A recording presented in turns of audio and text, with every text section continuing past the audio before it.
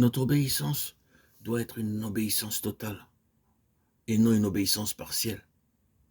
Non pas une crainte d'esclave, mais d'amour. Une obéissance d'amour. Rappelons-nous ce que notre Seigneur dit dans Jean 14,15. Si vous m'aimez, gardez mes commandements. Notre obéissance doit être motivée par l'amour. Quoique Christ soit le roi des rois et le Seigneur des seigneurs, cependant il devint un esclave pour notre intérêt et fut obéissant même jusqu'à la mort de la croix, parce qu'il a tout donné pour nous. En retour par amour pour lui, je veux lui obéir en chaque chose. Si nous obéissons dans l'amour, nous surpassons toujours ce que nous pouvons faire sous la loi. Nous ne pouvons apprendre l'obéissance de personne d'autre si ce n'est du Seigneur lui-même. Le premier pas est en devenant frères et sœurs de Dieu.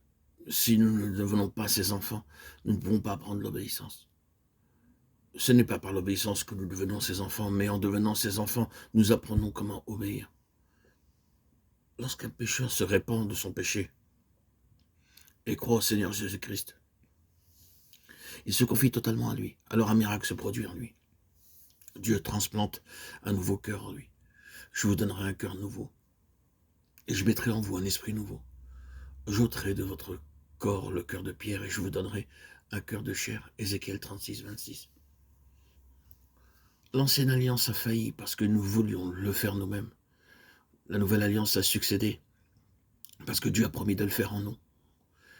Dieu a promis d'éloigner le vieux cœur de pierre insensible et qu'il nous donnera un cœur de chair.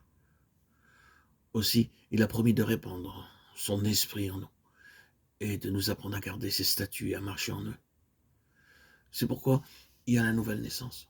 Le vieil homme de désobéissance qui travaillait dans les enfants du monde a disparu. Maintenant, nous sommes devenus participants de l'Esprit de Christ, l'Esprit d'obéissance. L'obéissance même jusqu'à la mort de la croix. Il attend beaucoup de nous, parce que Dieu a mis cet esprit en nous. Nous ne pouvons pas apprendre l'obéissance à moins que ce miracle ait pris place dans nos vies. Êtes-vous devenu son fils, si cela n'est pas réclamer la promesse de Dieu pour un nouveau cœur et un nouvel esprit? Il vous faut, en second lieu, consentir à souffrir. À moins que nous soyons prêts à souffrir, nous ne pouvons pas apprendre l'obéissance. Il a appris, bien qu'il fût fils, l'obéissance par les choses qu'il a souffertes. Hébreux 5,8.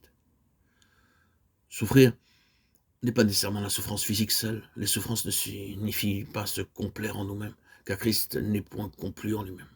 Il ne s'est point complu en lui-même. Romains 15,3. Si nous voulons nous plaire, nous ne pourrons pas apprendre l'obéissance. Notre devise devrait être non pas plaire à nous-mêmes, mais à Christ.